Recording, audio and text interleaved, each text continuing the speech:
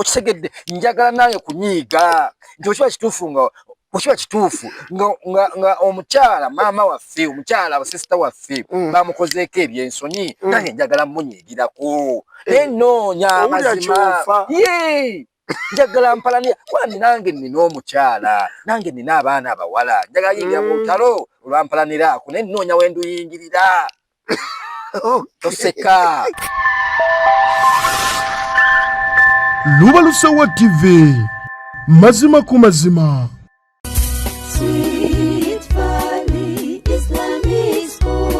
Omuzadde tukwaniriza ku Sweet Valley Islamic Primary School erisangibwa Eddegeya Bombo Kibajje nga wakava Bombo mu town. Sweet Valley Islamic Primary School somero liva ku nursery okutuuka ku P7. Tulina staffu 2 eya secular n'ey'eddiini era omwana agenda okuva ewaffe ng'asobola okusaaza. Tulina dde ne boarding abaana basuzibwa bulungi. Tulina eddwaliro ly'essomero erya Sweet Valley Medical Center, computer lab ey'omulembe, tuyigiriza abaana ebyobulimi n'obulunzi, tutumbula talanta z'abaana n'ebyemizannyo tubisaako essira. Dining hall ey'omulembe abaana mwe baliira emmere. Environment yaffe esobozesa omwana okusoma obulungi. Tulina center namba ya UNEB n'ey'eddiini IPLE. Ebisale byaffe bisoboka okuwandiisa abayizi abapya kugenda mu maaso ku kampasi yaffe Eddegeya Bombo Kibajje. Ebisingawo tukubire ku note 7 note 8882 oba ku note 786 note 16593.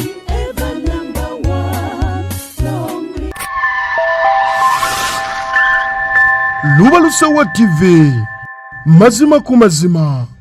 Weewaawo tukwebaza gwe wenna atugobera ku Lubalusewa TV. Nkujukiza okutegeeza nti genda ku YouTube osubscribing oliking okomenting osobola okubatenga ensonga zitambuza bulungi nnyo.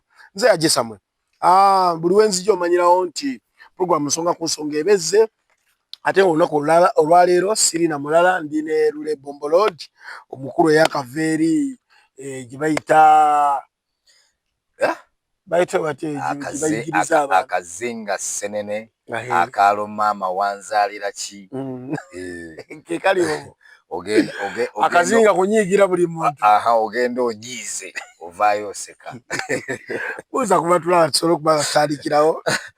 Mwena batulaba mbebaza okubanga mulaba Lubalusewa TV era mbebaliza ddala bali kusubscribinga bali kwagala nsi yammwe ate era mwe bali kugoberera TV. Amanya Lule Bombo Road and political analyst ate nga ndi activist wa peace and justice.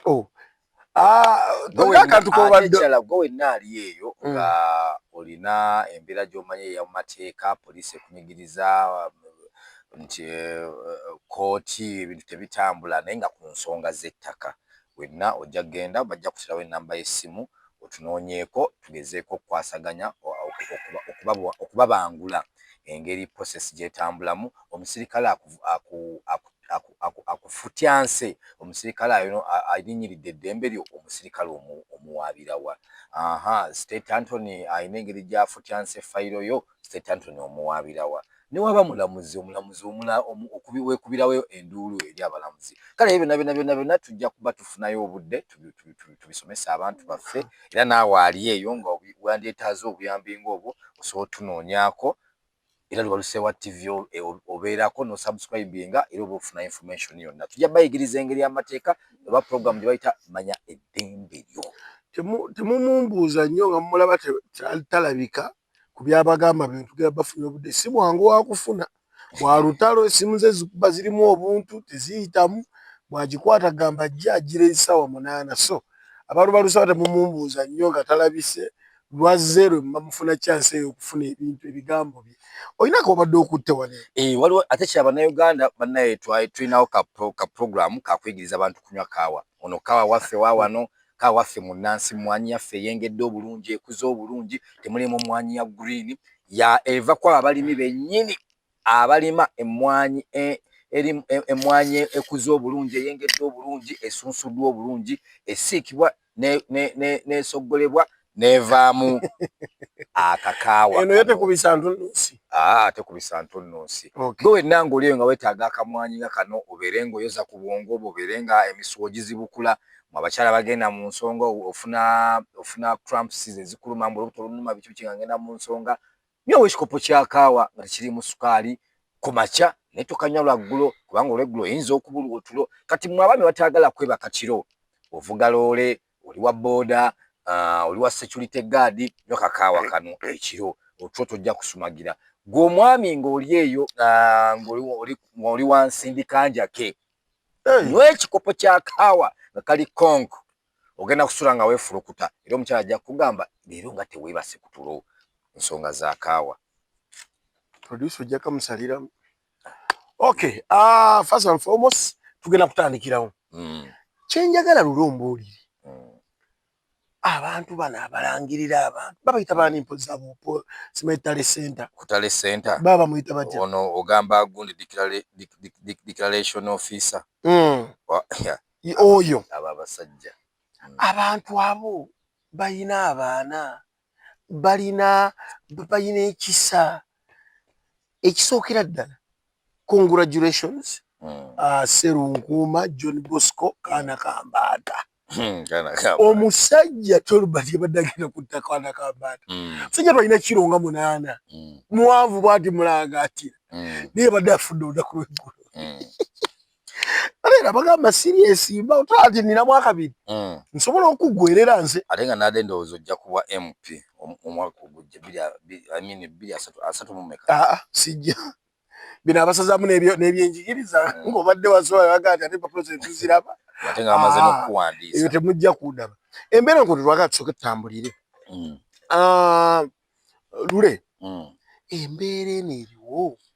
Ogiraba otya kubanga okubeera nga edda ebyokulangirira kuno.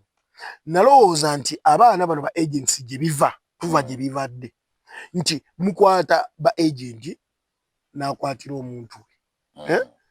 Kati DR forms zino buli omu bazisayiningako kitukkiriza olwavudde obulumeka bwe buti obwono obwa NRM obwa NUP obwa DP obw'essaawa obw'omupiira okitegeera. Naye tutuuka ali ku ttale center. Lwaki ate abantu baba abakulembeze bagamba bali be basoma birala nabo bye bayina. Nali manyi nti muwa mukwatagane mugamba nti kati A to Z nankukuba. Kituufu. A to N nankukuba. Mwena ne muzigi presentinga. Okitegeera oba ekintu ekyo. N'eki kisawo zino tulabye nnyo embeera eriwo ng'oli agamba byolangira tetubiina. Byolangira tetubiina. Byolangira. Nga imagine owa NUP akwatagana n'ow'essaawa n'owa bboolo n'omupiira byonna bye balangirira nga bye bayina. Manya bye balangirira nga si bye bayina wabula nga ate bo bye bayina bye bifaanagana. Ninga ate balangirira NRM nga tebikwatagana. Ki ekivuddemu embeera? Anti ekisooka nti yategeka akalulu si mweteefuteefu omuwangula akalulu. Ate yategeka akalulu okuba nti si mweteefuteefu okumuwangula akalulu. Ani yategeka akalulu? Mbadde mmanyi. Kakiiko k'ebikulu ne kategeka akalulu. Kakiiko k'okulonda. Abo be bakozi bakozesa. Abo bakozi be. Abo bakozi be. Kati yategeka akalulu mwennyini nnyini bugenda omunoonyerezeeko. Yategeka akalulu nga toyina mumuwangula. Tayina kaluuzi nga wabula alina okukawangula. Kakati wabanga yakola formula eyo n'afuna abakozi be. Abakozi be ate mwe be mulabanga mmwe abalina okubawa obwenkanya oba okubalangirira ate nga bakozi booli. Kakati essimu ebeera si mu busimu. Nze nakugambye ebigambo bino. Omuntu waba yasalawo kitegeeza agenda kusalawo kyonna ky'aba ayagala nga ye. Gw'ogenda n'okuba akalulu ne mufuna obululu 10. Nga yategeka akalulu afunye obululu 10. Agenda kuwandiikawo zibe endala 6. Abeere ng'afunye miliyoni. Gw'osigale ng'ofunye obululu. Kati gw'obeere ne declaration form yo nga ogirina naye ng'alina eyiye. Jjukira yategeka akalulu. Ne bino gwe fomu gy'okutte era ye yazikuba. Kitegeeza asobola okuzimanipulate ne zibaamu fomu 3 oba California kuba ne DR form era be bazituwa. Anti era DR forms era be bazikola ki? Be bazireetera zijjira mu box. Be baziteekamu ne bazisiiringa. Ne seals balina ne seals zaabwe eza emergency. nti bajjako siru ne bateekamu bye baagala bajja kuzzaako siru babikule wali siru nga bye birimu. Lwaki? Nti baateekayo ba agents baabwe abalina okukola ogwo omulimu. Buli kintu kiri design, buli kintu bamanyi buli kitundu ani alina okuyita, ani gwe balina okuwangula, bamanyi ani gwe balina okubba nani gwe balina okuleka. Kakati gwe wodda n'ogamba nti oyingidde akalulu. Kano akalulu ka kisiru. Kano si kalulu. Kano kalulu just kiguumaaza okulaga abantu abali e Bulaaya ne international community n'ebibiina by'eddembe by'obuntu okulaga nti Uganda erina ki? Nti erinamu democracy, nti abantu balonda abakulembeze baabwe. Naye nedda oli ali mu ntebe abantu abagenda okukola nabo abamanyi. Ate n'abo bamanyi bagenda okukola nabo era nabo abawa order mu making sure nti mulangirira abantu abo tunaakolagana nabo. Nti n'oyo gw'olaba eno ng'akuba walaala nti alinga atakolagana na gavumenti aba akuba walaala asobole okubasanyusa mmwe nti atakolagana na gavumenti era ajja yisaawo ebirowoozo byammwe, naye aba akolagana n'abo abakolagana nawo n'afuga. Kubanga afuga yalonda aba ttiimu ye, kati ttiimu ye naye erina okulonda beneekola nabo. Kyova olaba nti abo bonna ba minisita ba MPs be basudde babasuulidde ensonga zino wammanga. Abamu babadde basuulayo gwa naggamba eri abantu, abalala badde tebakolagana na gavumenti oba tebakolagana n'abo abakolagana n'afuga. Kati afuga olw'okuba nti yabagamba nti mulonde abantu tunaakolagana nabo tusobole okulaba nga tutuusa service eri abo abantu. Kati nabo eddoboozi eryo baaliwulira. Kati gwe newoba badde mu parliament naye nga tokolagana na bali, ate nga on the other hand kyoja mimiro okirya. Sente zonna gavumenti zeeri mu kuvujjira, zeeri mu kuwa ba MP n'olyambu babawadde ensako bweti, babawadde sente bagende simanyi ku benchmarking mu America, mu Denmark, bagende batambule bali mu holiday. Batulabire ebirungi ebiriyo. Azadde omukazi azadde bamuwadde leave, bamuteereddeko ne sente ne bbawa amujjanja bamuweddeko naye mu gavumenti emusasula. Kyokka ate tuvudde awo bamuwadde akasiimo simanyi ka bukadde bimeka. Ebyo byonna sente z'abasajja muzirya. Sente z'abasajja we muzirya era mubadde muzirya, naye ate ne mudda mu bantu abasajja ne mubavuma ne mubakuba mwe basajja mmwe mukoze bino mukoze biri mukoze bitya. Musajja ne yagenze kutabuka nti bamuyita simanyi abagamba simanyi akaki simanyi akasajja simanyi biki. Musajja mutuufu, mulidde sente z'abasajja ate mumala mubayita obusajja. Lwaki mubikola? Sente muziridde, wa muziridde musirike katono nnyo. Kana kamba yavuddeyo n'ategeeza abalangirira. Kimanyi message yana agitwala wa Tolbert alangirira Wakiso. N'amugamba akalulu kano ke tulimu kana akasemberedde okuggwa, tugeze aka local government ko tekalinga KMP. Kituufu nti akalulu KMP omuntu alonda omuntu ng'alwawo n'okumulaba tamanyi na waasula bwe kiri. naye akalulu ka local government bakansala beesimba okati nga ffe mu Matuga ntwadde mu Kito Mabanda Kirwane twadde ne bakansala nga bonna tubamanyi nga mikwano gyaffe. Bwe kiringa naffe tulina kansala waffe mu Kito bayita Mutyaba. Twadde n'abantu bana abantu envya tusala akaviiri ayambyeko abavubuka okufuna nanga muntu. So nga kikyategeezako mugamba nti bwe mukola ebitali bituufu mujja kuleetera abantu okwetematema, mujja kuleetera abantu obukyayi obwenkomeredde. Ontegera kyegamba nti abantu beemanyi si bino nti MP gundi ajja kuba kati nga Wakayima bwe yavaako teri amulinako kubanga buli omu tijjali tamanyi negyabeera tamanyi akiringa naani oba kitegere ekintu ng'ekyo. So kyabadde agezaako okwogera ekyo nti akalulu kano abantu abalangirira bandibadde bakatwala nga ka mugaso nnyo Haruna Electrical Center feffeka abasigaza original mu buli kalonda w'ebyamasannyalaze tusuubuza kosa n'okuguza ssekinnoomo kati gwe abadde awayalinga ennyumba yo wamma twekwate anti MK box bino ebya pipe waaka wayazi socket switch kobe ng'olina ebizimbe kalina kasita kibanga kya wayalingi eddagala watuzudde dda tulina amataala aga buli kika ag'ebweru kosa n'ag'omunda zino nti kyandaliyazi otutuukako wamma ggwe ne bikuggwako kati gowe bala loji duka maka nandiki twekwate togenda kwejjusa ate ke twasumuludde stooka empya omuna Uganda wakunyumirwa bulamu keto mu original paasi fridge extension njogere kindekeki ate byonna nga twabireese biri ku bbeeyi ya wansi ddala kati gwatwetaaze tusange ematugga ng'onaatera otuuka ku mabanda awo wennyini ku kizimbe kya Semuta Arcade oba tukubire ku nnamba y'essimu noti 752 823 43 noti yeffe ba Haruna Electrical Center bannannyini original mu byamasannyalaze manyi si bino nti MP gundi ajja kuba wakati nga wakayima bwe yavaako teri amulina kubanga buli omu tijali tamanyi gy'abeera tamanyi akiringa nani oba kitegere ekintu ng'ekyo so kyabadde agezaako okwogera ekyo nti akalulu kano abantu abalangirira bandibadde bakatwalanga ka mugaso nnyo nti oli alonda omuntu gw'amanyi nti oyo agenda kuba ntuukira wali ng'angaba n'okulaba nkola ki so yembeera eyo olabanga gwengalule kuba kati tulabe ekintu kati nga ekiri e Masaka ne tulaba nti honorable Owenzige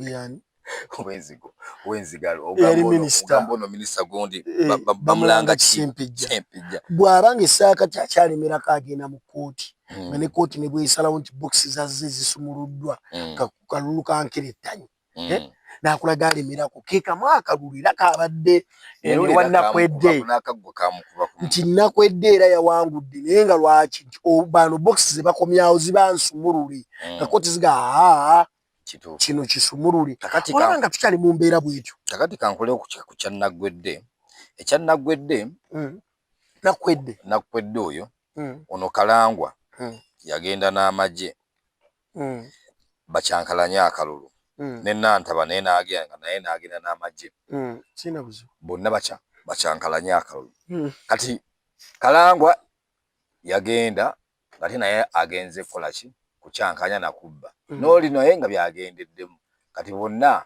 ne bakola ki ba ending up nga bakoze batya fena tubifiirwe kati fena tubifiirwe naggwedde gwe baali bazze okubba ate nga mbutufa yawangula akalulu ne kali akagwera yakawangula obviously yabadde alina okuwangula akati ekya minisita bamulanga Kisempejja minisita luli yaluzinga akalulu kali akagwera n'agamba nti waliwo faaza yabadde nganga atiikinga yatti akalulu yakatiikinze mu lubona era faaza n'ateekawo obusosoze n'agamba bannaye mwenna abalonda enkuba tebakuba simanyi omusana biki oba enkuba webezze ojjayo ambuleera omusana enkuba guzze ojjayo ambuleera so tiikinga ambuleera era mbufaza mulamba n'akola ki n'aseeka mu lujjudde era yakomplaininga ku ekyo so era akalulu yakaluuzinga kati kimuwa galanti ki nti anaakafuna ku luno lwaki nti olw'ensonga nti baavuddeyo nga bonna bali psychologically bali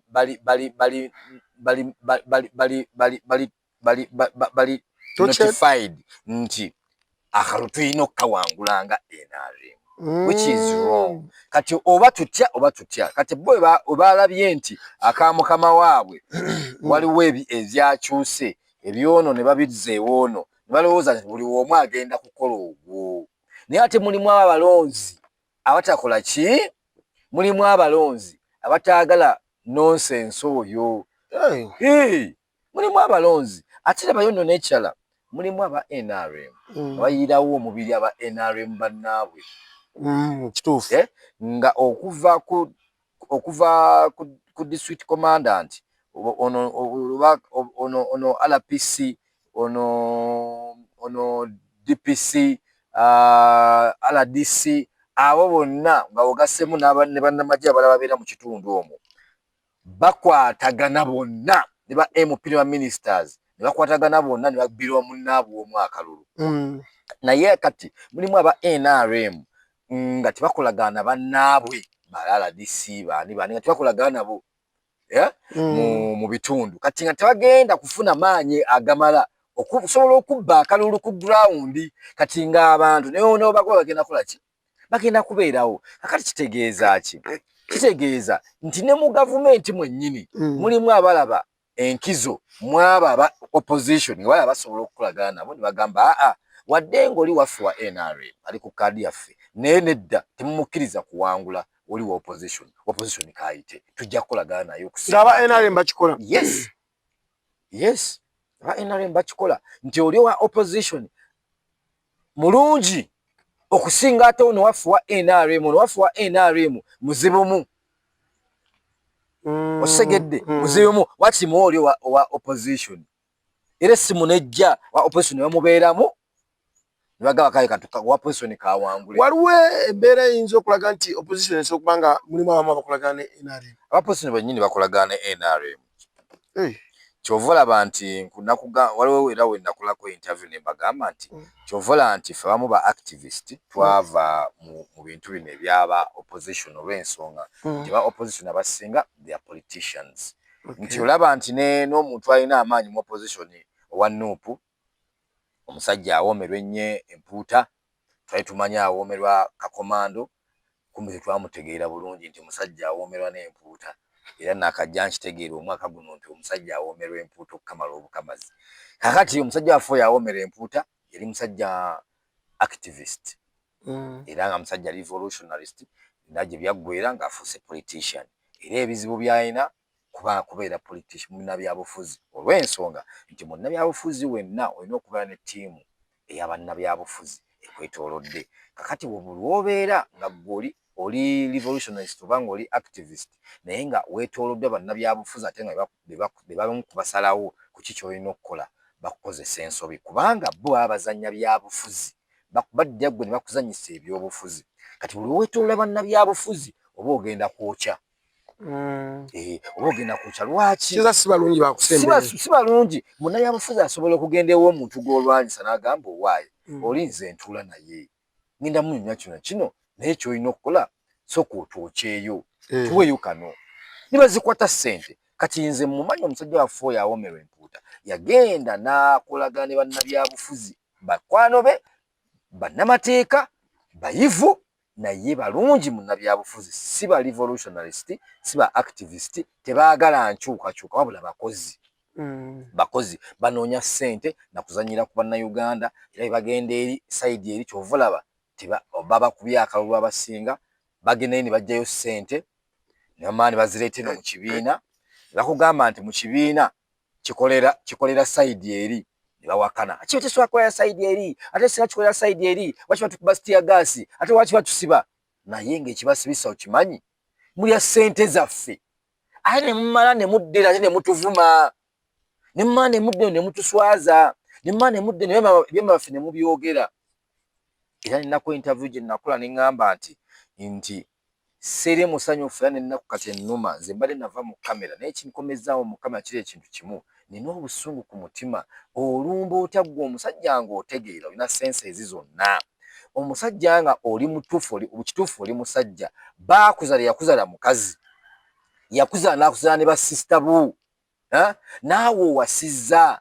ozadde abaana abawala n'osindika abantu abasukka mu 100 oba abantu abasukka mu 50 oba abantu abasukka mu bantu 10 n'obasindika mu maka ga munno ng'okimanyi bulungi nti omusajja taliimu mu maka ago naye ng'okimanyi nti omukazi yalimu n'osindika abasajja basukka mu 10 mu maka ga musajja munno nammwe basajja nammwe bwe basindika okugenda mu maka ga musajja munno ne mugenda ne mutandika ottigaatiga mukazi wa munnammwe basajja mmwe ekintu kye mwakola ensi esirise naye buli muntu buli mu maka njagala mukimanyi basajja mmwe abaakola ekintu ekyo mukimanye nti buli maka galimu omukazi mukimanye buli maka galimu omwana omuwala ebuba nga musobodde okukola ebintu bino ensi yonna n'ebitegeera bwemuba nga mubadde musobodde okukola ebintu bino ku muntu. Simbwa Motors and Properties Limited ye kampuni yokka eyina obukugu mu kufunira ettaka, ennyumba kosa n'amamotoka gonna ag'enjawulo. Anti ffeffekka abaweebwa olukisa okufunira ebintu ebyo byonna mu mitendera emituufu. Tutunda kosa n'okugula amataka ku buli luguudo lwonna, ate nga buli ttaka lye tukuguza amazzi kosa n'amasannyalaze be baana baliwo. Tuyina ennyumba eza buli kika. Gwe wa Rentals ekikyo kyawedde dda, ate gwe ennyumba ey'okusulamu fulaati, ate mmwe kyasalidde mu ntamu. Tutunda emmotoka empya kosa n'ezo ezikozeeko. Ekyewuunyisa bino byonna tubikola ku bbeeyi ey'omuntu wa bulijjo. Tuyina kye tuyita bata. Gwayina emmotoka ng'ate wandyetaazeemu ennyumba, ekyo ate tukikolerako ddala. Ate gwayina ennyumba naye nga bulijjo weetaaga mmotoka, tuwaanyisa ne tukuwa ekyo kye weetaaga.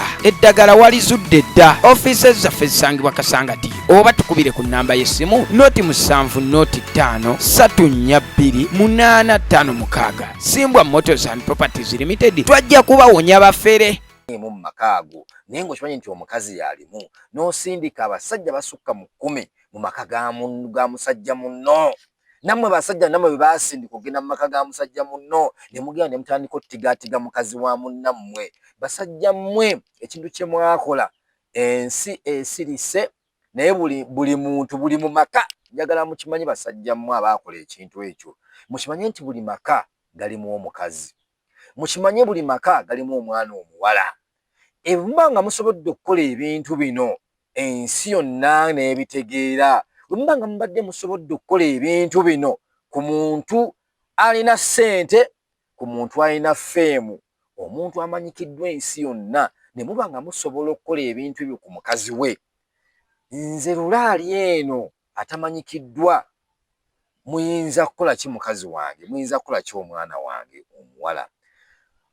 Bantu mmwe ebintu kye mwakoze ku muka munnammwe mutaddewo kye bayita revenge etalina expired date. Eri mu bantu atali muntu omu, wabula mutaddewo ne kye bayita mpalaniraako. Nti ffe abamu twali twanyiigira famire eyo olw'engeri gy'etambulizamu ebyobufuzi byayo.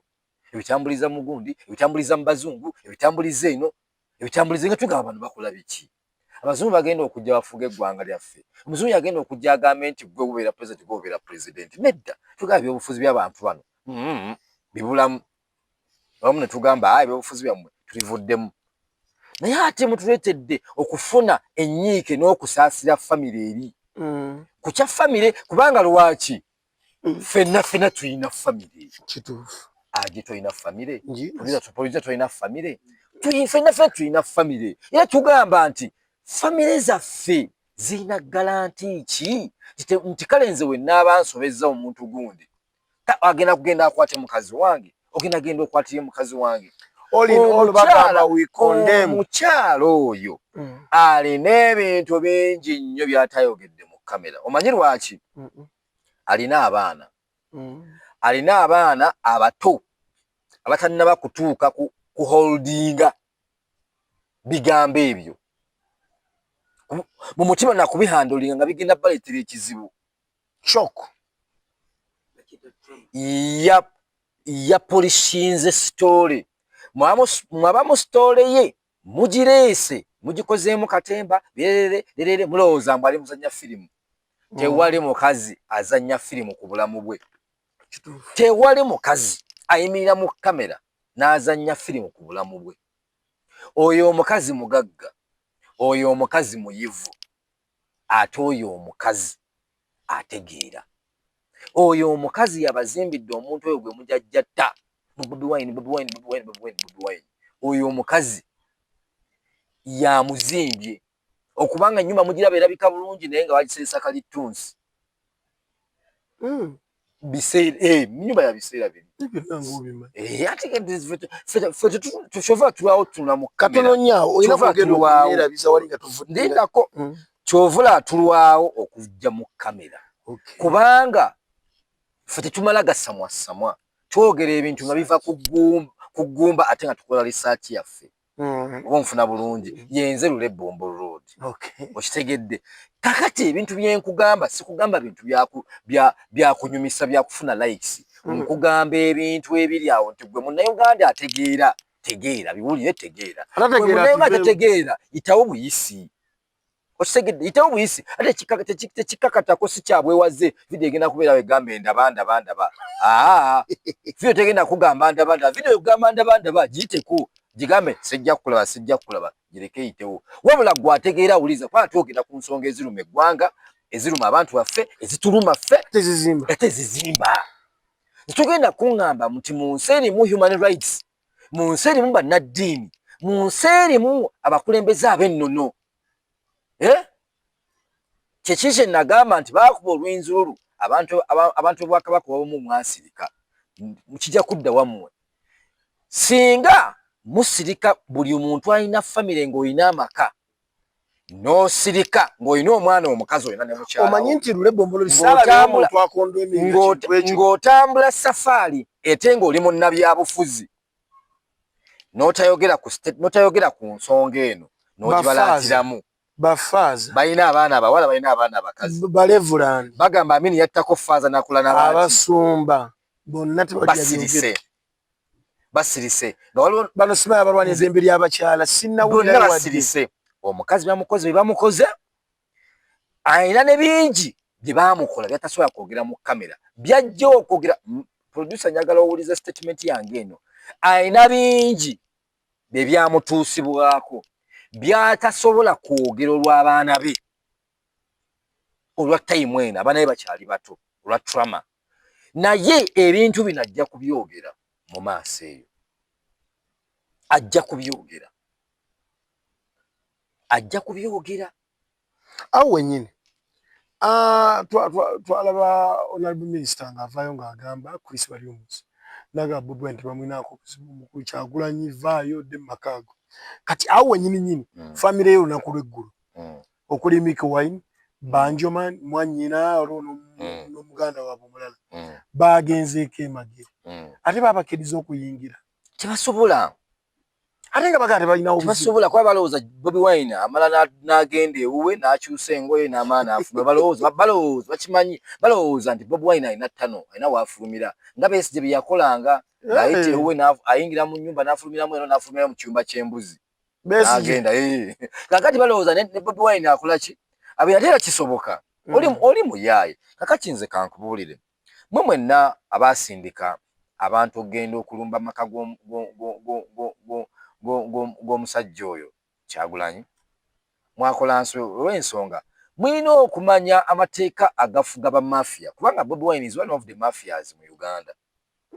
Yes, ate nga ne mu government mulimu ba mafia kate government weberi mu ba mafia na Bobi Wine mafia wakati Bobi Wine okubeera mafia ali mu government ki ali mu yamini government eno eri mu ba mafia bwe kibaye nti ba mafia bali mu government eno sinti nti olwokuba bali mu nyumba ya president Yoweri Kaguta bangambe road block eziri ku kkubo ba mafias bali mu buli sector bali mu opposition bali mu buli kibiina kibaamu ne mafia omu kugakyovulira nti bakugamba nti Uganda erimu baki ba mafia. Bobi Wine Robert Kyagulanyi Ssentamunze gwe mmanyi obulungi oli mu banda era mwita kibanda by the way byaddala nze sikugamba nti mujubisa oba biki no is a mafia. Kati Bobi Wine wabanga mafia nga namwe mukimanyi nti is a mafia omuntu yenna asobola okubanga obadde okola nga omanyi bulungi omuntu yenna yali nga akolagana ejjeno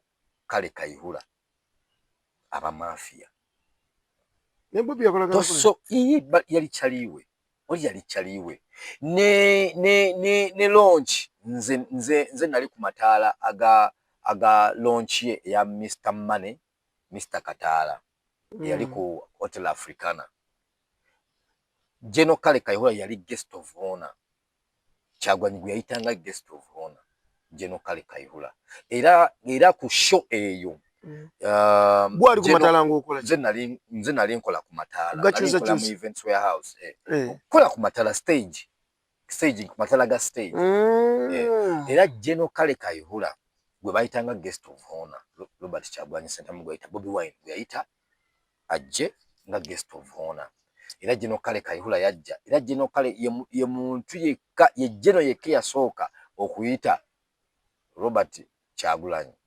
nti His Excellency President yamuyita President Bobi Wine yamuyita abantu ne bakuba enduulu abantu bakuba enduulu ku show nga jena ayise Bobby president tono president Bobi Wine yasooka okumuyita ekitiibwa ekya president oba yali president yali president wa ghetto naye yakyogera yakola statement ye nti president Bobi Wine yampise okujja ku sheno nga guest of honor era am honored bichi era ewaliwo okwekalakaasa ebwayisa okwa bannayuganda bakuba Susan Musoni yakuba gundi yakuba ono teacher yakuba master blaster esasi Bobi Wine yakakanya abantu.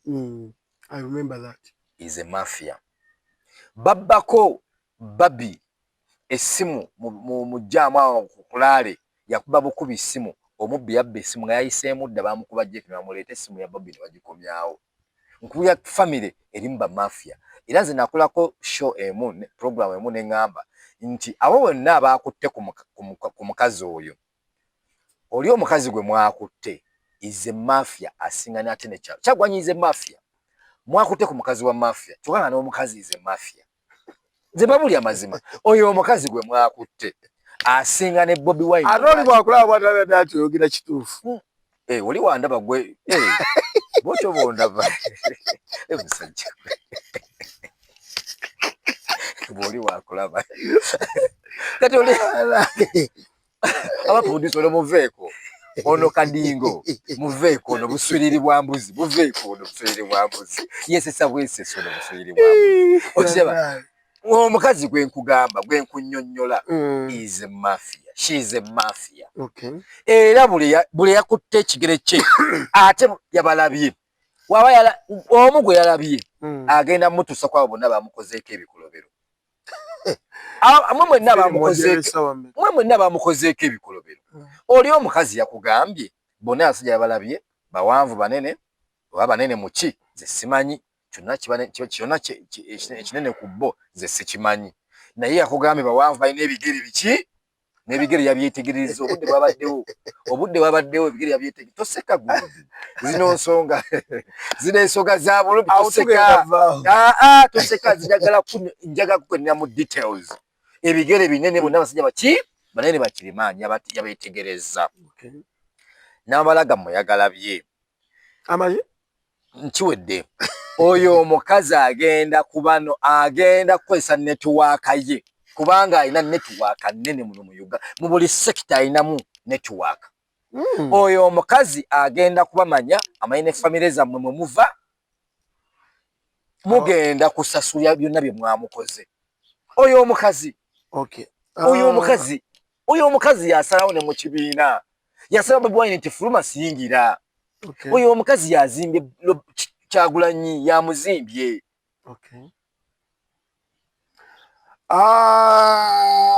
Sweet Valley muzanyire ku mukyala pasta bajja kumuwulira Degeya bagamba nti twalayo omwana batandise okubanga nti babawandiise bagamba nti balina center number omwana atulyawo wenyininyini ebibuuzo bya primary living examination gituukira Dr. Kiyimba Hamid asobole okubanga ate ensonga zikwasaganyiriza bulungi nagaffe tulanga ba director bokka basobola okubanga ate ensonga bazikwasaganya bulungi. YM Property Consultants and Real Estate basangibwa wali eri opposite ku kizimbe ky'Amatuga Shopping Center okkirira kawo katono n'obakubira ku nnamba eziri ku gundi bagamba nti balina ettaka erikola buli kimu kyonna oyagala faamu oyagala kuzimbako maka manene balina pooti zonna balina amayumba ag'emizigo nyumba empya n'enkadde wamu n'amamotoka agapangisibwa n'ago agagulwa. Lule njagala osooka ombuulire kiki ogenda kuddawo katono kiki ekireetedde baradisi okubanga beenyigira mu by'okulangirira obululu baradisi babuleyo katono kugenda wali ku ttale senta ako ne microphone alangirira omuntu gw'ayagala nga tutuuka awantu awo banjagala mmalize n'akantu kano kamu kubanga kannuma ku mutima era kekandeetera obusungu obwo waawuliddeko mukyala w'omukulembeze w'ekibiina kya NUP ng'akola statement yejjeereza abasirikale abayingiridde we nti nebaza Katonda nti byonna bye baakoze bantuluguza ne bankola bati ne bati nebaza Katonda bannyambudde naye tebantuusizzaako bwa buliisa maanyi Bamujjako bujja. Yes. Webaza Katonda okulaba ng'akugambye nti nina bruises mu bisambi. Bali baagala ki mu bisambi by'omukazi? Yaggaye mbwazina. Genda owulirize video ze. Alina bruises mu bisambi. Mugenda owulire, genda omuwulirize. Waawuliddeko nga agamba nti yonna baabikoze ne bankuba omumwa ne bagwasa ne bakola kino ne bakola kiri naye ku Paul ne bamwambula era n'akugamba n'ayogera nti bayuza gundi bulawuzi bagiyuza night n'akugamba nti night bagiyuza ne baagala omwambaza n'agamba tewanika emikono nkwambaza n'agamba sijja tonyambaza. Wawulirako ng'agamba n'agimpa ne nyambala. Wakiwulirako? N'agimpa ne nyambala. Ekyokubiri wawulirako ng'akugamba nti abo abaamutuulako abana nakuga abantuulako abasajja bana baamutuula nako katuutu n'akuwuliriza genda oddeyo owulirize. Nze njagala owulirize story ku story. Tonnakola judgment. Genda owulirize story y'omukyala yonna gye yakola ki yateeka mu mawulire. Ekisooka story ebikkirira ina hidden part of it. Osegedde ate woba owuliriza story erina message gyekuwa naye nga gwe message eyo gyekuwa olina kubala 1 2 3 n'ofuna answer. Osegedde ekyokubiri story yakunyumiza emboozi gwe yajoogerera mu lugero gwe gyetegeerere oba gwe nga gwe gwagirinamu interest neffe tugitegeera. No, kubanga tulina family ate bino bye tulimu kati ensi tugiveemu. Kitegeeza kinti noonya wuliriza kyennoonya kiri kimu noonya nange noonya mpalaniraako kyennoonya noonya kulaba nti noonya nsonga empalanisaako enyizikisa njagala kugenda mu mpalaniraako. Okitegedde njagala nange kunyiiga nti okiba kituufu nga omukyala maama waffe omukyala abasisita waffe bamukozeeko ebyensonyi nange njagala munyiigirako naye noonya amazima njagala mpalanira kwani nange nina omukyala nange nina abaana abawala njagala yingira mu lutalo olwampalaniraako naye noonya wenduyingirira. Toseka obadde ki nkutegedde ofa. Kati nange kyendi mu kwebuuza ne ŋŋamba wabanga bityo byogedde byaliwo naye webanga tebaabikola nange oyagala Kristo akuggirayo ekituufu. Njagala kufuna kinyusi weba tebaakikola ŋŋambe kale osanga bajja ne bakola ebintu ebyo nga baagala password ate password baali baagala kukola ki kugenda mu ssimu kulaba locations kulaba nti ono abadde akomunicate naye kasita kibatema ne babanga baali baagala bayingire wooli ono agenda ono gye yeekukumye mu mpuku agenda kuvaayo. Naye maama yatukakasa yagamba tovaayo waba ku lwange tovaayo. Okitegedde ojjuka ekigambo kye nkugambye oyo omukazi mafiya ate alina omutima. Okitegedde yamugaayo kuba ku lwange tokola ki tovaayo pozi muvaayo ku birala kubanga banswaziza byawedde kati ovaayo ku ki panga biki panga birala kubanga akimanyi they are going to revenge. And they are going to revenge. Revenge has. Hello everyone, my name is Bulumba Jacob, head teacher Sunset Schools. I know you're wondering what Sunset is. This is a school nurturing children from kindergarten to primary level. We have 3 campuses here where we are, the main campus, Kawanda campus. For those who are along Bomb Road, we have one in Matuga Kirwanira, Sunset Matuga campus. Then when you go to Kawempe, those near the town, we have Sunset Junior Schools, Kulumba campus. There are many schools in Uganda, and you must be wondering why should you pick Sunset. When you come to these schools, what do you expect? 1, quality education. There are many schools there that are trying. For us, we are out of trial. We are now proven. Children are excelling year by year. So bring your child. Excellence is a guarantee. 2, we equip children with the skills in computer management. We teach them ICT, We have swimming lessons. Formerly, this was just something done for leisure, but now it is a sport. So you have swimming competitions. Children are trained how to swim, and they come up when they can compete at world level. Come to the feeding. Gone are the days when children would be disturbed by how to feed and what that. For us, we feed on a balanced diet. Bring your child, you will see. 3, we are raising a child holistically in this dynamic world. There are many challenges here and there, so we train them to encounter them. When we come to religion, you bring a child according to your various religion, you groom them, they grow and they are God-fearing people. Onto that, we have come up with sports. Leave alone nowadays, today we have moved to the modern fields. If you can pay us a visit, we have play areas where children can exercise and have the best. Tell you what, come to MDD. Formerly, children were dealing in mines, but come to Sunset, children are learning how to play the various musical instruments. This can become a job in the future. So come to Sunset, have your child helped. Then we have swimming lessons. This can become a job in the future. It is a sport worldwide. So you bring your child, you train him or her how to swim. If you are far, no worries. We have boarding. We are very affordable. If you wish to have your child every day, we have the vans. Many of us are too busy nowadays. You go for work very early, you come back late. So we have vans. We pick and drop children on time. They move comfortably.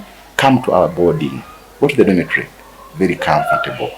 Very convenient. When children leave, they excel where they go. Because they are schools where a child goes with a 4, come to senior 3, they are nowhere. We give them a foundation. We are performing so well. When you go to senior 4, when you go to senior 6, in the schools where children go, they excelling so well. So if you are within the Kawanda area, Sunset Junior School, Kawanda campus. If you are within Matuga, in Kirwanira zone, we have Sunset.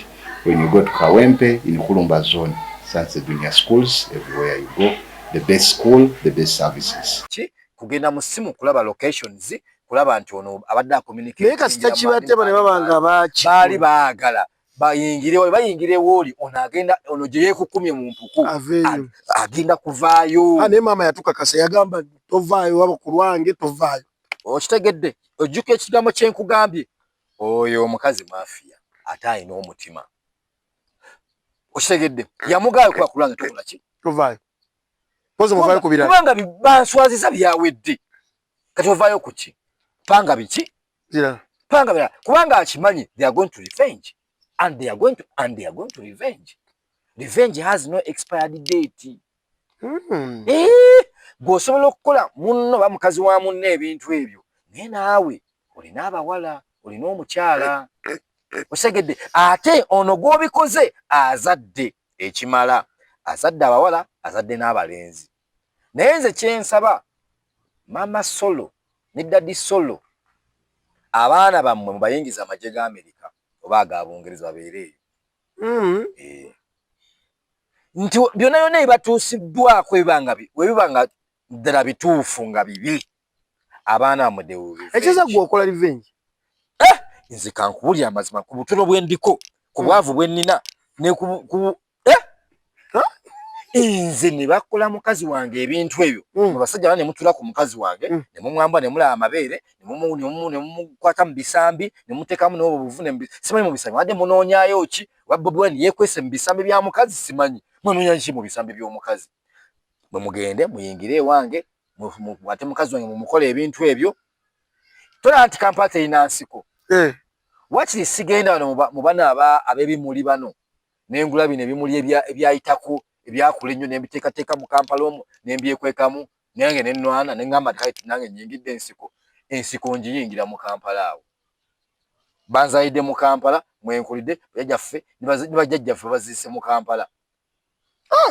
Okitegedde tetulina nsiko ndala bifuuka bizimbe ensiko efuuka bizimbe ng'okutte mukazi wange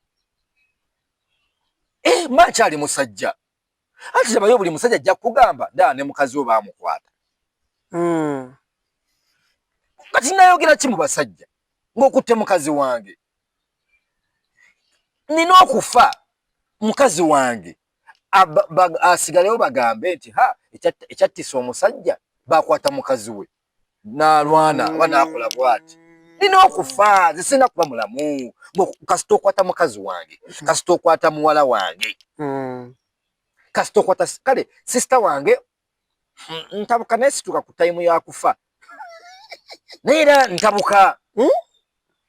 Don't mess with my girls. Nze era bakimanyi. Don't mess with my girls. Kasita okwata ku mama wange nze waliwo omusajja alina obusuliringo obwo yavuma mama wange ekigambo ne mugamba musajja gwovumye mama wange okay fine.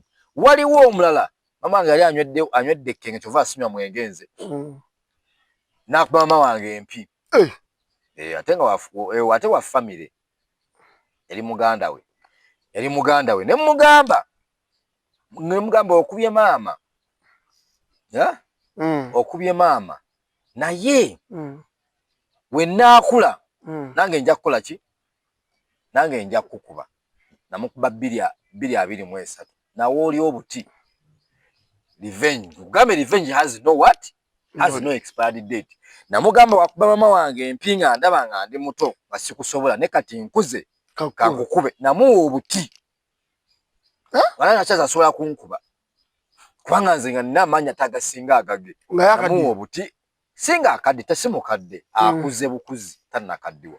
Okay, bwetudako wali eri katono nnyo Lulebombo Road badde gamba kiki ekireetedde ba RDCs ba RCs okubanga bayagala kubanga ate bebalangirira ku ttale senta tebakyavaawo gwe mulimu ogwabaweebwa. RDC yakuya security okubbako obululu kulimu security n'aba electoral commission. Electoral commission eteka kulonda anti nkugambye nsinzi kishenjogedde aba individuals bebakozesa basikayo bino nebamuwa bino langirira bino ani ababirangiridde si wa electoral commission. Yes. Tolanga bino ebituufu langa bino kitegeeza nti okubba kubeera kukozeseddwa bo era kyovolaba akwira ebyokunda yagambye nti abo bonna abeemulugunya kwabo abakozi baffe abakola emisanga bakola obuvuyo obwo mujje mu baloope tujja bakola ki kubanga nabo bakimanyi bulungi bali babakozesa. Kakati RDC yakuya security kati nkugambye nti tova abainvolvinga mu nti police biki Smile Joint Force bina babeera involved kubanga RDC ababaduumira at that time. Kati RDC abane order nti oyo yagenda okulya. Okay. Kati RDC alina okulembera ekintu kyamanye nti kati ne waffe ne wakise wali mbabazi era buli abayiseemu kyova abano bannasiifu abo RDC atula ne ku ttale sera n'akongratulatinga owa NRM bali bulungi byonna biri planned nti oyo alina okulya ne waba wa opposition era RDC amanyi nti wa opposition agenda kulya tujja kulagana naye. Eno system yazimbibwanga si yammwe kuleekaaniramu mwe muleekaane bwe bafuge mwe mukole gwakuleekaana yanzo toshasobola kunsuubira nze Lulebombo Road kusanga muntu gwe mmanyi musanga mbogenda wambo ngenda kwekalakasa wali kusuti ne mugamba genda mugambirawo gw'oli musiru ddayo wekalakasiza kwani gwekalakasiza kale yali ku mugaati gwa blue band gwasize ali ku TV alaba babagenza ali ku simu zaakube akube eri ali ku chai bamuwa kachai ka blue band abanaye bafulumye eggwanga bali eri bali mu kweyagala gwababo bali wontu bayana kyakulya gwokutte ekipande mbogenze kwekalakasa mbu Museveni aveke ayine mamba zitunulanga kiziri wali ziringa nsolo wala wana ematuge byagwa bateka mamba ziringa tulalinga bali mu lutalo. Security mu exposing nnyo weapons n'abasirikali n'abantu now people are used to that. Abantu kati eyo babirabanga byabulyo babyekubisaako ebifaananyi bakoze batya lunaku lumu lugenda kubaluka muziiwe ku street emmamba bazirabenga taxi ng'agikuba mukono kugiwalampa kumutwalako mu maaso nkubulya amazima olunaku lumu nze nakugamba Uganda eringa omukazi ali olubuto omukazi ali olubuto buli wamu waba wamuluma naye awantu oba wabati wamuluma bitundu byakyama bwaguga batamuluma lwaki ate aba ayagala nnyo abeewaamu kolaki wabeewaamu amuyingira naye ennyindo ezimbe yonna eri bweti eringa bomu eringa yakyuzenibeki nga nnene bweti ng'emuluma amatu omugala kuta okutu kumuluma wano omugongo omikono atambula ati amagulu gazimbye galinga bomu atambula ati buli omu waba wamuluma naye watamuluma kitege wali awantu mu bitundu byakyama kati ye omukazi ali olubuto kyova Uganda bagita mother our motherland. Uganda is our motherland. Uganda ye maffi yetuzaala yo eno nsi yaffe mama waffe kyovola omuntu nakwata ku mukazi nze nvaayo ntuna mu kamera neŋŋamba yuwa sijja kyogera something muli basajja babi Uganda ye mama kati Uganda gitwale nti emikolo gino giraba zezi ministries ennyindo matu biki bigere bitundu byakyama zona ministries kati ministry eriemu oba ekitongole kiri kimu kyoyita state house kisalina bulumi kubanga kyo buli mwezi kispendinga akawumbi kirina obulumi tekirina bulumi era buli lunaku kyo kyagala bakiyingire kifune abakozi kyagala kispendinge tekirina bulumi oshegedde kati bino ebitundu ebisigadde ze ministries education security organs nosanga aba prison aba police basula bubi balya bubi babadde bakuuma akalulu nga tebalina kyakulya tebalina mazzi ga kunywa batambula mailo zonna zibatambudde batambula mu bali mukuuma bakuuma kye watali kwekalakaasa batali bakuuma ene waffe eno tetulina wadde n'omulema wadde n'akuba n'enduulu tewali babatambuze n'abatambuze ejindi babatambuza batya babatambuza tebawadde n'ekikumi tebabavuga tebabakola ki tebalina okitegedde ebintu ng'ebyo naye yo state house terina bulumi kakati kyeki kyenkugambye no bana abasirikale balina bulumi balina bakole ki oda yaabwe oba alidde batalidde bamugamba genda okuboya bakubanga tasana oda guli mulimu nti gwogenda nga erinnyo likuluma omusawo n'akugamba erinnyo ngenda ddijja muno omusawo tojja munyonyo wange naye nga akugambye nti ngenda ddijja musawo nakaka nakulijjamu omusawo n'akwata empiso n'agikufumita tiu n'ekuluma ogenda ng'oli mulwadde omusujja gukuluma n'oteekawo ebbina omusawo n'alikubako empiso n'okuba enduulu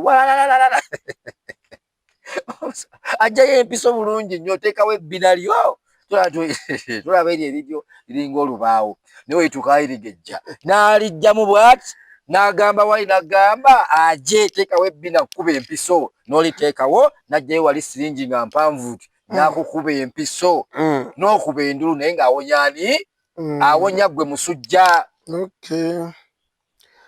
awonya muza tosula mu katimba ka nsiri ensi zikulumye erumye otegera ensonga eyo kati kitegeeza ki kitegeeza nti omusirikale n'omunyiigira ali ku oda guli mulimu nga olaba nti ze dokita nga gwe oli munnamawulire it's a job kati kitegeeza ki nawe tulina okulwanira eddembe lyabwe nti mubasasule bulungi mbawe transport mbawe emmere abaana bagenda ku ssomero bayayaana bagenda kubba ggwe kubanga abaana be balina okusoma basula bubi basula mu buyumba bwe buti bubaati ebiku bibaluma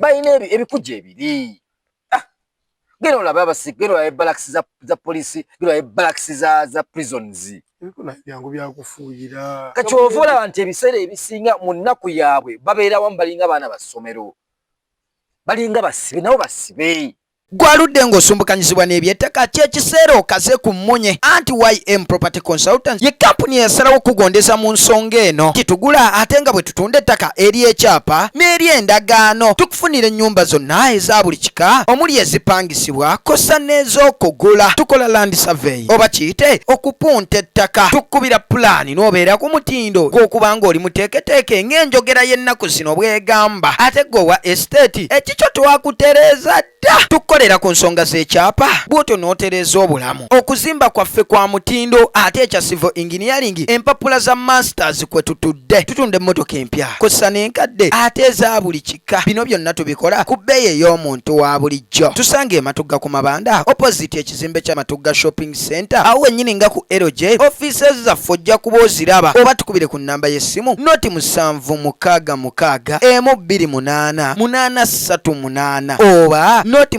75454238. YM Property Consultants, ekirooto kyo oba ekiruubirirwa kyo bwe bukogo bwaffe. Nze director wa YM Property Consultant nsangibwa wano wennyini amaka gaffe tuli era mujje tubaweereze n'obwesimbu n'obwenkanya. Mulekerawo okwesiga abantu abali wansi w'emiti, mulekerawo okwesiga abantu bemusinkanye mu kkubo. Nze kennyini kamwakoogera ojja kunsangawo wano tukuweereze. Abaana bagenda ku ssomero bayayaana, bagenda kubba ggwe kubanga bana balina okusoma, basula bubi, basula mu buyumba bwe buti baati ebikubi baluma tali kikunawe balina ebikujja ebiri. Genda olaba abasika, genda olaba barracks za polisi, genda olaba barracks za prisons. ebikuna byangu byakufuuyira Kati ova olaba nti ebiseera ebisinga mu nnaku yaabwe babeera wamu balinga abaana ba ssomero, balinga basibe, nabo basibe. Kakiringanga era kanku example kwa basirikale ba prison. Mumfe tulowooza tuli basibe, naye ffe tuli basibe katono kuba abamu tubeera na kulimandi, naye bo basibe emyaka 6 bakusaninga contract ya myaka 6 basibe. Akuuma gwe ogenda mu toyi nakuwerekera, ogenda wali nakuwerekera, ogenda wano nakuwerekera, gwe n'oli emmere ng'ayimiridde gwe olya mmere olya ttooke ye talirya, n'ava wali era olunnyuka bw'ati anyuka kudda waka kunaaba kwebaka yasuza akola.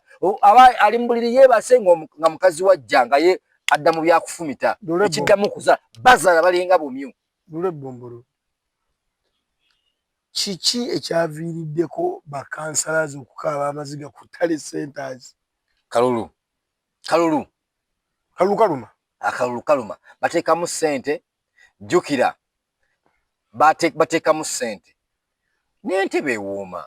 Naye n'aba security abali ku tale centers ezo lwaki basika abantu bwe batunula abantu nabijjuka vidiyo kwe wakisonga omukazi akaba bamwambudde bakoze biki empale bazikutudde munda empale yeruma ne bagisika ne bati waggulu nejja nekusalamu wano bweti empale y'omunda.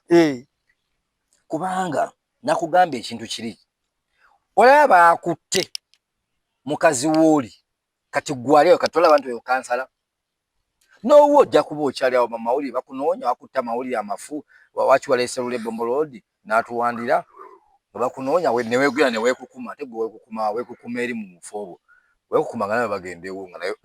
Kati kino ekyo kyekyokuswaza abakyala kyafuuse common kya bulijjo. Lwaki? Akulira abasiraamu tennakivumirira, Mengo tennakivumirira, akulira human rights Wangadde tennakivumirira, akulira akakiiko ka poliisi oba aka prison aka human rights kubanga buli gundi buli n'abamagye abakyala kubanga n'amagye ago galaba galimu abakyala nabo banyigirizibwa. Kitegeeza buli yenna nga mukyala tannakukivumirira. Sipiika Anita Among tannakukivumirira. Sipiika mulamba wa parliament mukazi, she's a woman. And these are the people we are seeing okulaba nti batwala eggwanga lyaffe mu maaso. Ye namba 2 wa Uganda speaker mukyala ate president. Akole president biveeko tubyogera. Oyo parliament nene nnyo naawe wadde ki? Oyo omukazi munene, oyo speaker munene nnyo, munene nkuwe nejje namukubira saluti oyo speaker golaba. Saawa zino nowulira nti president kaweddemu, oyo speaker yabeera in charge. Vambini ya prime minister, oyo speaker oyo gwomumanyi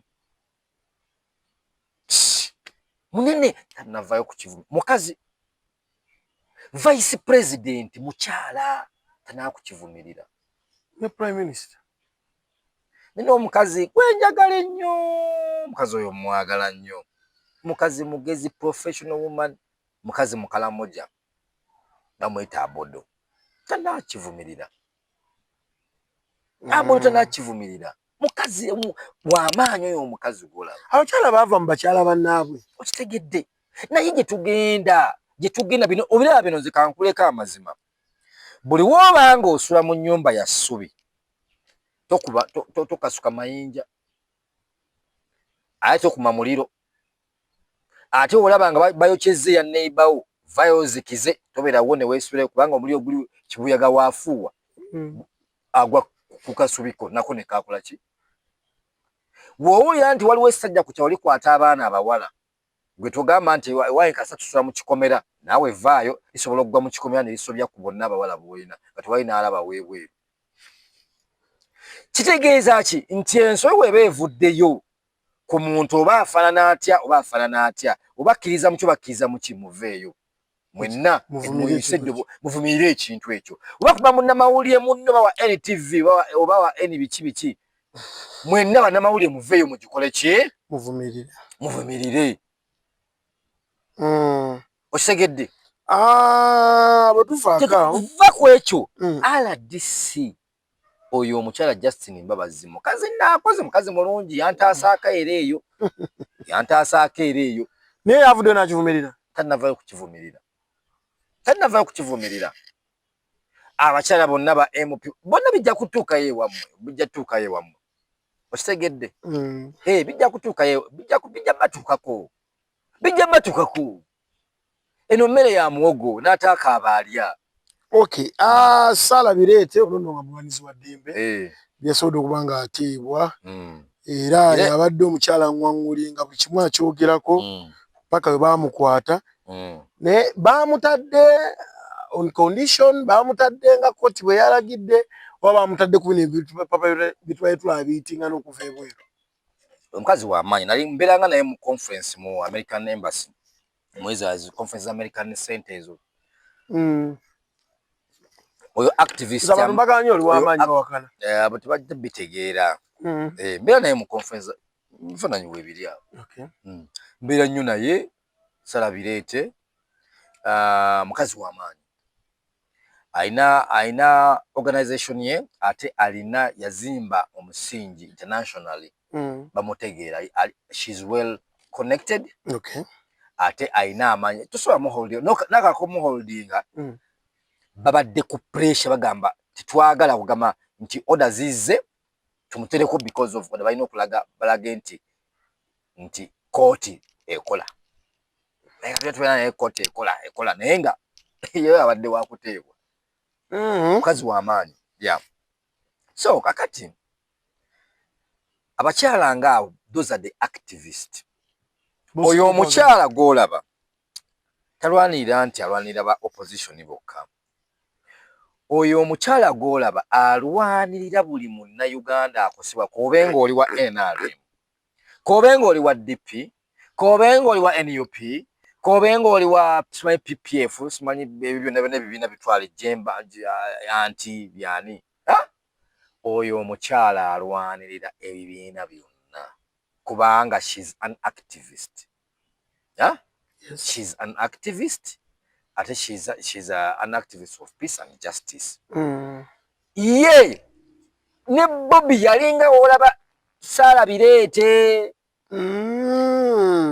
era singa Saala Bireete abadde avanga mu regioni za Busoga Eastern Northern bwe tulabanga bwe twandibadde tuleeta feba activist oba revolutionarist okubanga yesimbawo kuba president naye olw'okuba nti ate aveena ate awatufuga abantu abamu tebayinza kukikkiriza tasobola kufuna buwagizi bwe twandyetaaze kuba twetaaga omuntu asobola okufuna obuwagizi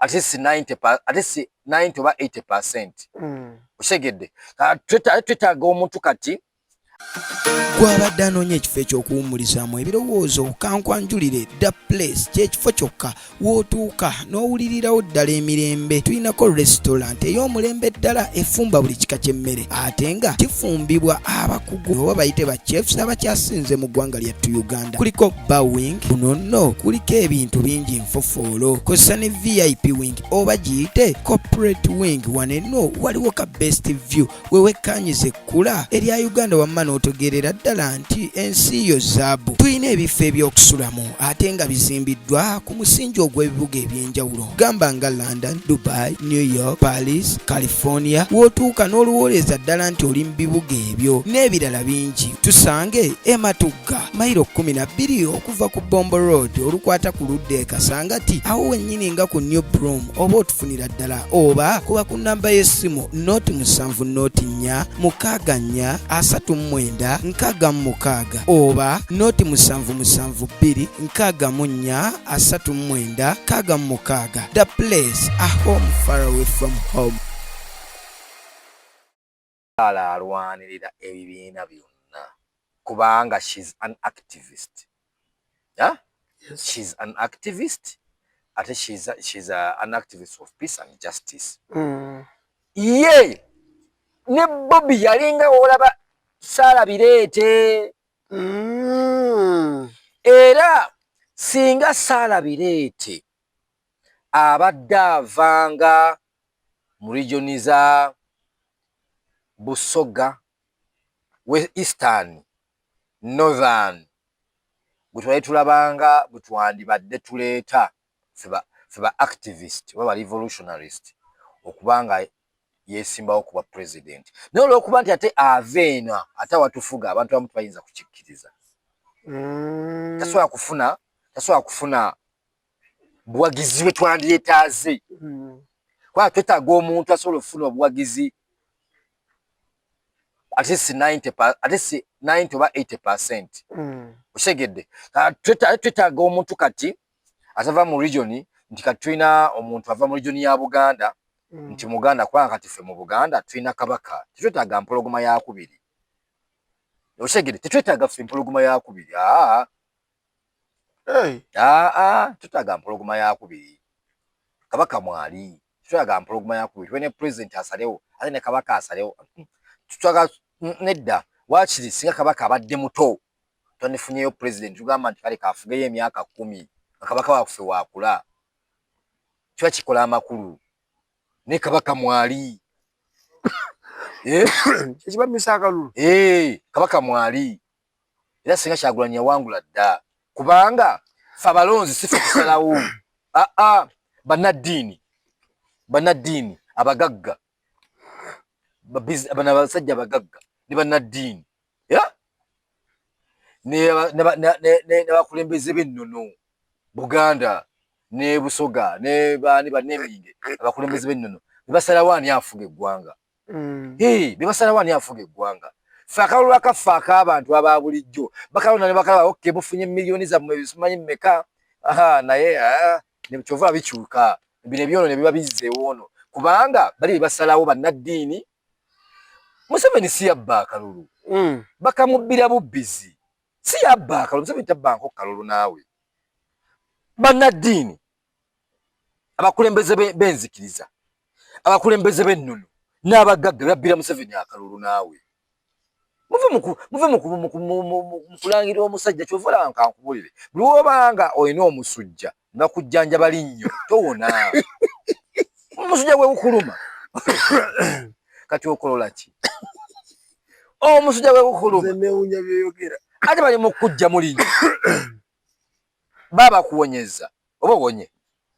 Baatusa ku kinusi. Kakati obuzibu obuluma mulangira Museveni nti Museveni obya akalulu. Seta banko kalulu ka Bannayuganda.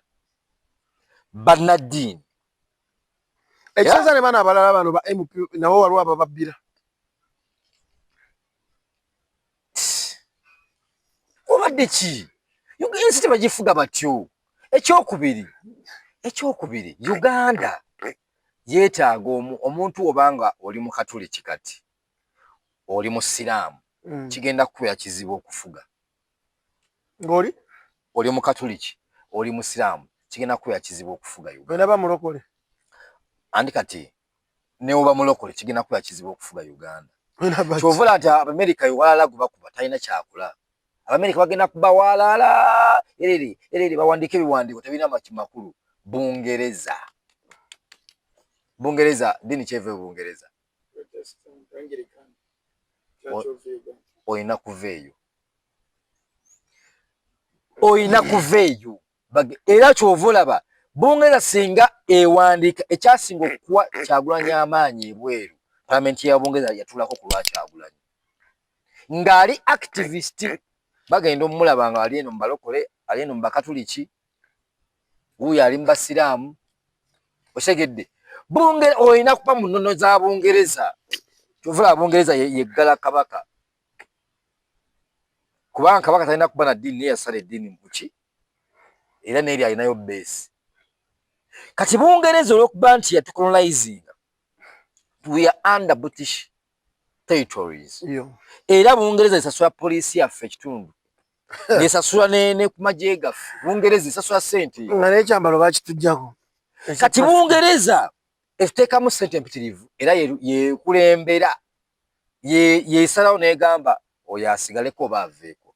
Bungereza weerigamba nti ekooye President Museveni agenda kuvaako tewagenda kwita kataayi. Nze nkuulya amazima. Kubanga ne mu magye gennyini balinamu baki? Balinamu abantu baabwe. Agafa agawala mu poliisi balinamu abantu baabwe. Amerika naye eyinamu. Naye Bungereza yeyina okusalawo ani atufuga. Bungereza naye akusalawo nti Kyagulanyi atufuge. Tasobola kutufuga kubanga tinnasalawo. Ekyokubiri Bungereza batesazeewo.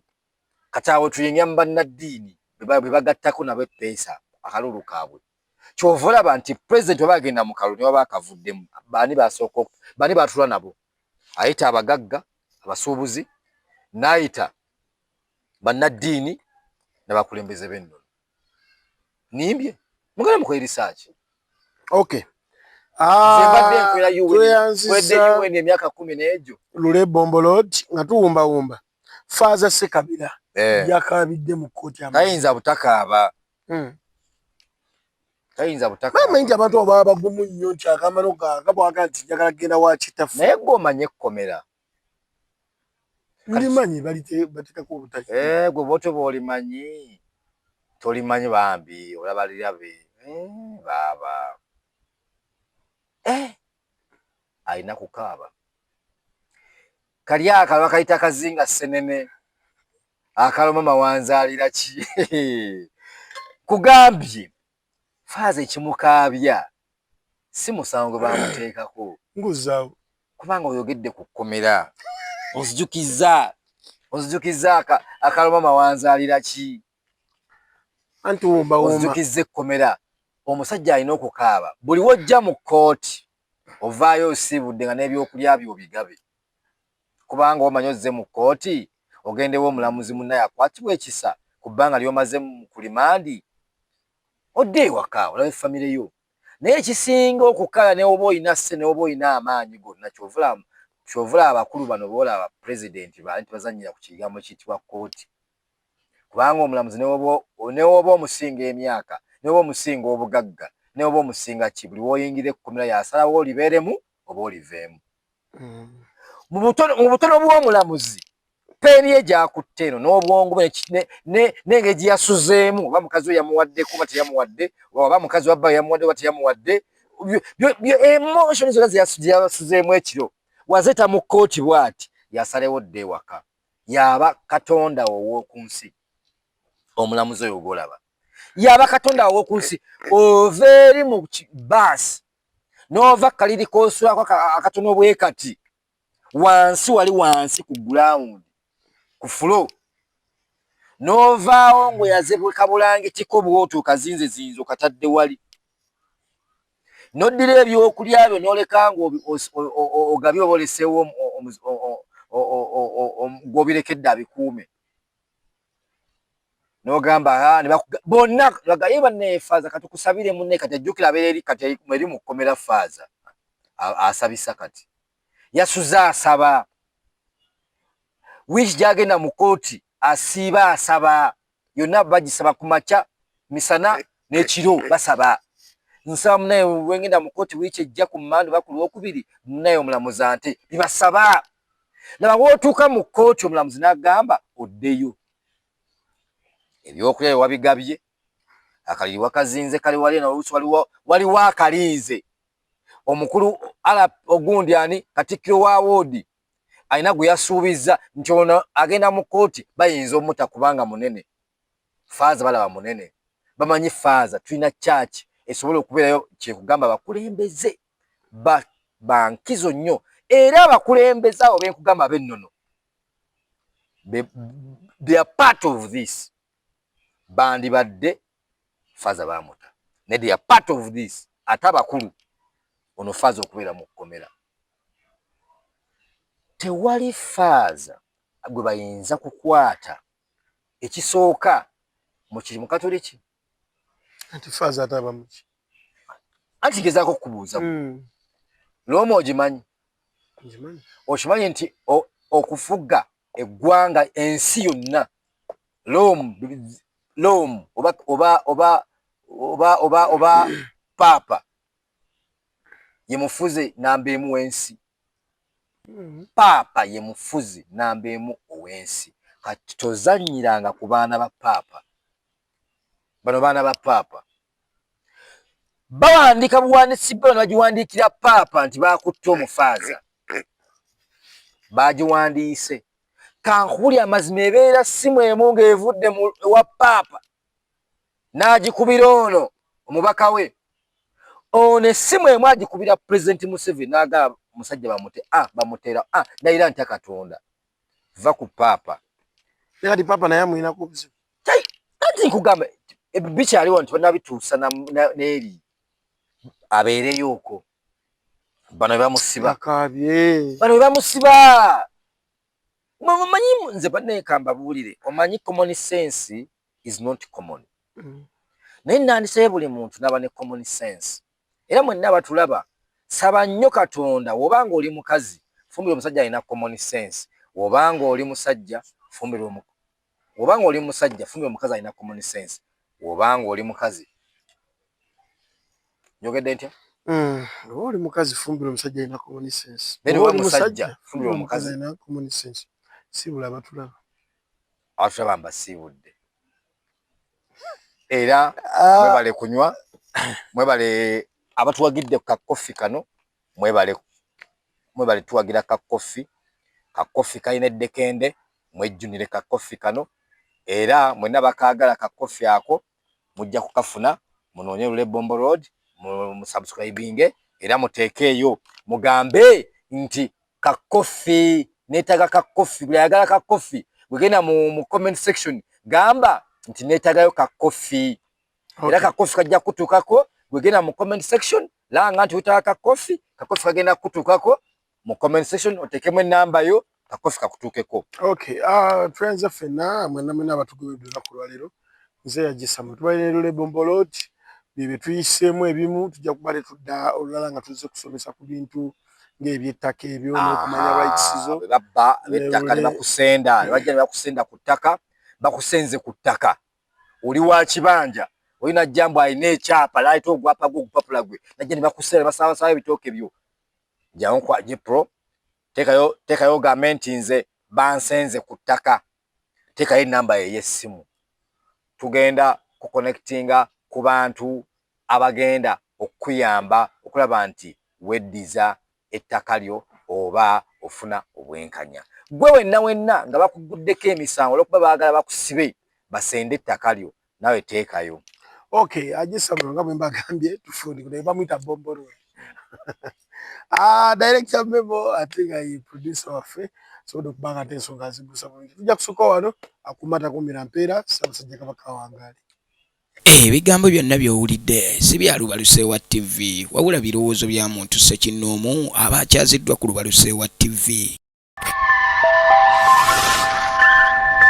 Lubaluseewa TV mazima ku mazima.